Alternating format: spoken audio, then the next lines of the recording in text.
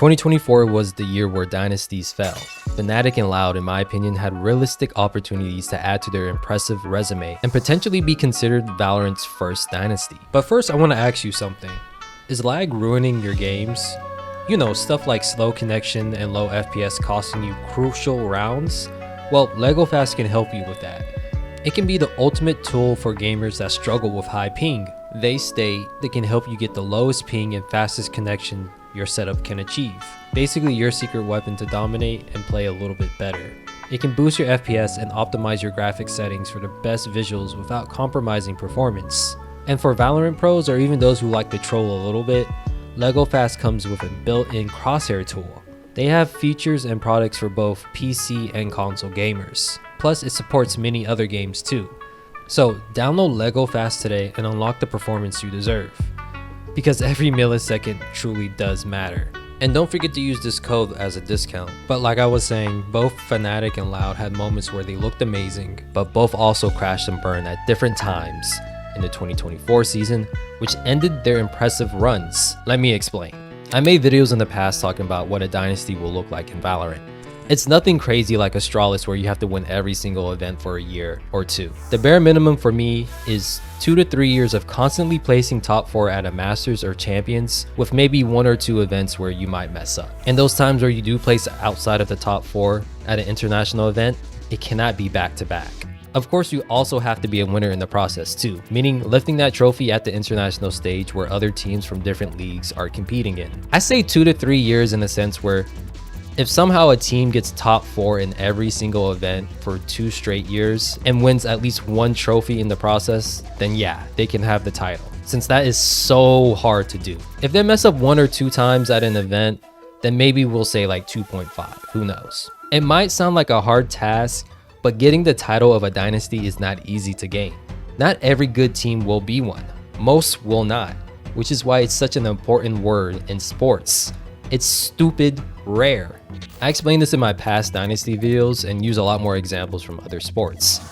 My criteria basically stems from the idea of being great through multiple metas, as well as being consistent through those metas. I'll talk about teams whose dominant reign ended in my eyes during the 2024 season, as well as teams who are building a case for a new one. Now, some people will say Valorant can never have a dynasty.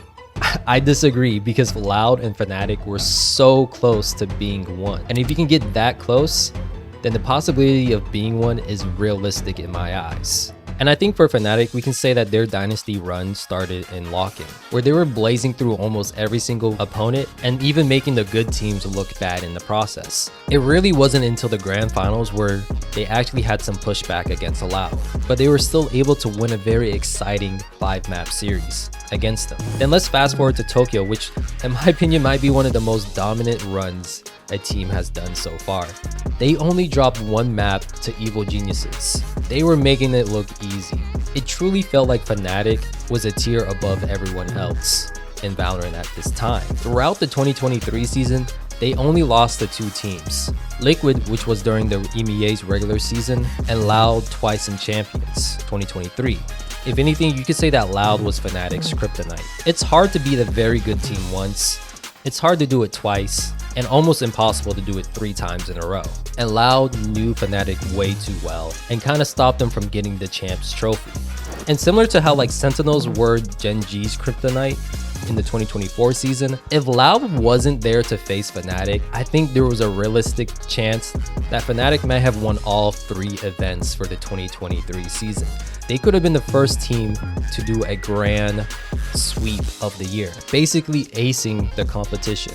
And even though they did lose to Loud twice, they still placed top 4 at that event, keeping their dynasty aspirations alive. However, if we fast forward to kickoffs, that's when we start to see their dominant reign slowly come to an end. Now, in the past, I've always said that sometimes it's not about if you win or lose, but how you win and lose. Fnatic lost to Karmine Corp in a very rough single elimination format, therefore making it impossible for them to win Masters Madrid. But hey, we give them some grace period, right? But during EMEA's Stage 1, they would go on to lose to Team Heretics both in the regular season and once in the playoffs.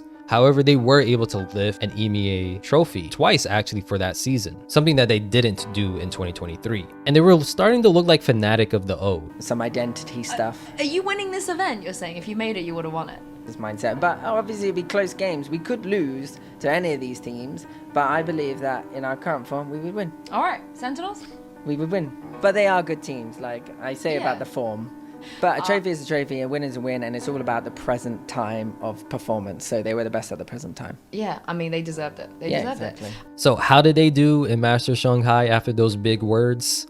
Well, not so well. They came close to beating Gen G. It was a very thrilling match that was close. However, they kind of crashed and burned against Foot Esports, which was a team that was ranked below them by many people coming into this event. So Fnatic has had 2 back-to-back international runs at this point where they were outside of the top 4, in Masters Madrid where they couldn't compete, and Shanghai where they legitly crashed and burned, as well as in Champs 2024 where they also finished outside of the top 4. And don't get me wrong, Fnatic's 2024 season was still pretty decent. I'm sure that a lot of fan bases from other organizations would love to have had this season that Fnatic had. They won 2 regional titles and were able to make it onto the regional stage in the process. And I would say that Loud and Heretics kind of killed Fnatic's dynasty run. If it wasn't for Loud in Champs 2023, I think Fnatic has a legit chance of winning it, right?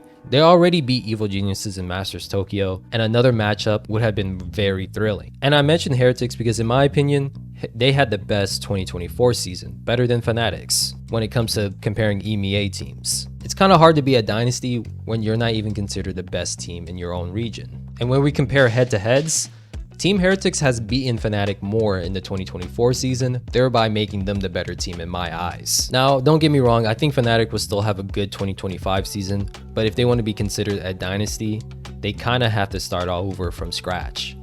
Now we have Loud, whose dynasty run started in April of 2022 during Masters Reykjavik. They were just winning everything. They had a pretty impressive start in the Brazilian circuit, and they were running through the competition in Masters Reykjavik.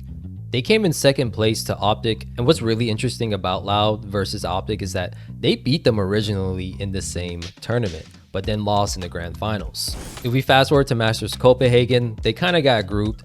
To be fair, their competition in this collection of teams was pretty tough, but they were able to bounce back with Champs 2022 victory, where they faced Optic twice and were able to beat them when it mattered the most. But they were able to bounce back in Champs 2022, cementing them as the better team at that event. But their dominant run does not stop there. They were able to get second place and lock in Sao Paulo. They were the only team at this event to take multiple maps off of Fnatic, which tells us that whatever tier that Fnatic was, Loud was right there with them. And they were able to prove it to the world by lifting the region's first America's trophies after partnerships. However, once again, they crashed and burned in Masters Tokyo, where they weren't able to pick up a single win. But hey, similar to 2022, they were able to bounce back with a better performance in Champs of 2023. They were the only team able to beat Fnatic at this event, which we mentioned beforehand, and were able to secure a 3rd place finish, which was incredibly impressive. Now, if they would have won Champs 2023, I think most people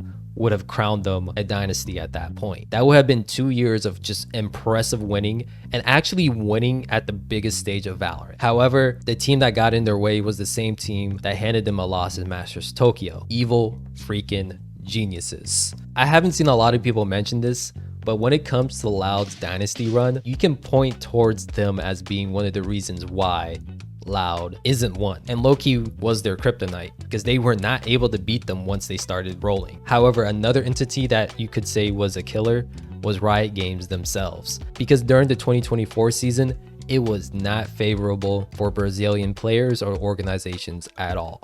The season was so jam-packed that it made it almost impossible for them to really properly train like how other teams were able to. And let me explain why. They were able to qualify for Masters Madrid, and they actually beat Sentinels once in the process. The same Sentinels team that would eventually win Masters Madrid. And they did this without their star player Aspas. And without him, they still got a top 4 finish at Masters Madrid. However, the gap between Masters Madrid to America's stage 1 was when everything started to crumble for Loud. They were stuck in Ireland because they were trying to renew their visas to come back into the States. Tui's will go on record and say that he didn't touch a mouse and keyboard for 2 whole weeks. Now, if you play Valorant, taking a break from the game for even like 1 week, you start to notice your skills diminish.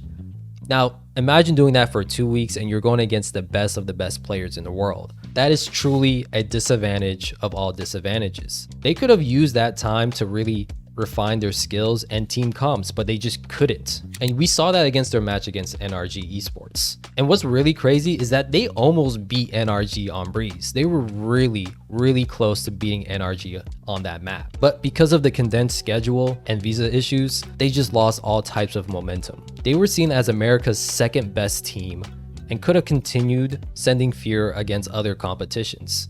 They were still able to beat G2 Esports once they had time to really practice as a team. The same G2 Esports that looked quite fearsome in the Americas region. But ever since that gap, Loud was not able to qualify for a single international event back to back, thereby killing their empire.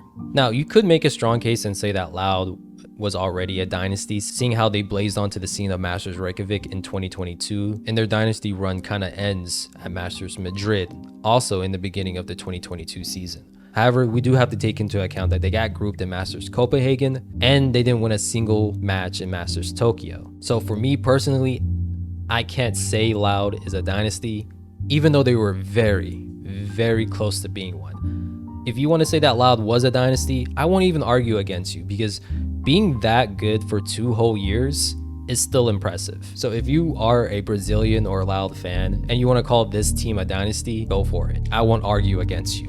Now, I want to give honorable mentions to Optic, because right behind Fnatic, they probably had the second best season out of any team in Valorant's brief esports history. They got first place in Masters Reykjavik, third place in Masters Copenhagen, and second place in Champs 2022. That's a pretty good season. However, Optic has a similar story to Loud, where the people and entities that killed their dynasty runs was a little bit themselves and Riot Games. One of the owners of Optic kind of says that they were a little bit to blame for this. Well, first of all, we didn't deserve to, because it was on the first 2 steps of that application on our side. So we didn't deserve to be in there. But also, like, I think that we deserve to be in there just because of, you know, we were passionate about the sport, love the sport. Right? Yeah. Optic versus Loud 1.5 Champions 2022 Fnatic. Damn. Listen, I'd like for nothing more, but I do believe that, you know, a fair process was made, and, you know, it is what it is. However, at the same time, if partnerships weren't a thing, then maybe Optic could have kept the crew together and they could have ran it back. But even then, just like Loud, you probably would have expected roster changes as well, seeing how players will be demanding more salaries for their resume and work. We'll never know how good Optic would have been in 2023 because of these factors. And some people might have said the NRG were the spiritual successors to this team, which is possible, but even then, NRG didn't do enough to continue that legacy. I also want to mention the Evil Geniuses themselves. They had a rocky start to the 2023 season, but they hit the ground running in Masters Tokyo and in Champs. But of course, as we know now, the team had to disband due to speculations that investors were pulling out of esports, therefore meaning that the organization didn't have enough money to be paying their players as much as they probably were demanding, or deserved anyways. And currently, for the 2025 season, it looks like every single player is going to a different team. There's also Vision Strikers who became DRX, but they never really won anything, so we can't really put them in a dynasty conversation. Same thing with Paper X. Even though that this team's core has done amazing things throughout Valorant's history, they just had too many ups and downs. But now that we got in the dynasties that have fell, let's talk about the ones that are starting to build their own empire. One of the first ones I want to mention is Team Heretics.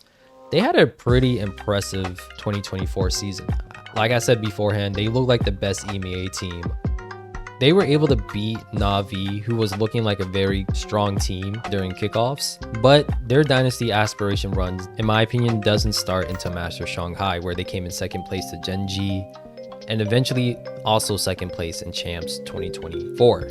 Actually, Heretics' season could be summed up as being second place Fiends, where they came in second place in both Split 1 and Split 2 of EMEA's playoffs. And we can't really point towards one team being their kryptonite. Heretics was just that good and has a very good chance of being considered a Valorant dynasty, especially when you realize that throughout the 2024 season, they rarely ever played at their max potential because of roster issues. Woot was too young to compete in early 2024, and Miniboo had schooling obligations that sidelined him from the team, meaning that Heretics relied heavily on Patty Tech as their star sub, and they still did pretty good throughout the year. Of course, they still have a very steep climb to make if they want to be considered a dynasty. First, they actually have to win an international event, which will not be easy. Next, we have Gen G, who in my opinion has a better case of being a dynasty than Team Heretics. They were able to win Pacific's kickoff event, and then they also came in second place at Masters Madrid, before eventually being the first ever APAC team to lift an international trophy in Masters Shanghai. Now, some people will say that they crash and burn in Champs 2024, which is fair. They did get grouped. However, I said this in the past and I'll say it again. This collection of teams was the group of deaths, group of death. It's ridiculous how stacked this was for Gen G. Each of these teams could have easily finished top 4 in Champs 2024. Maybe FPX would have been a little bit of a stretch, but even throughout the year, if you were really paying attention to Valorant, you would have noticed that FunPlus Phoenix was a very dangerous organization to go against in the VCT. However, it will not be an easy task for Gen G to continue this momentum. And just like a lot of great teams in the past, they may look like a shell of their former selves. Meteor and Lakia during the offseason. Just getting to the first Masters event will be a challenge because they have the likes of T1 and Paper Rex who are just as good as them looking to do the same. Just qualifying will be tough, and even then you will be going against the event's best teams. But if they're able to do another year and a half of dominance, then I can see Gen G being a dynasty. But you guys let me know down below how you feel about the idea of a Valorant dynasty. Is it impossible for any team to do it, or do you guys have different criterias? Let me know down below. Till then, stay safe, be a KDA warrior, and I'll see you later.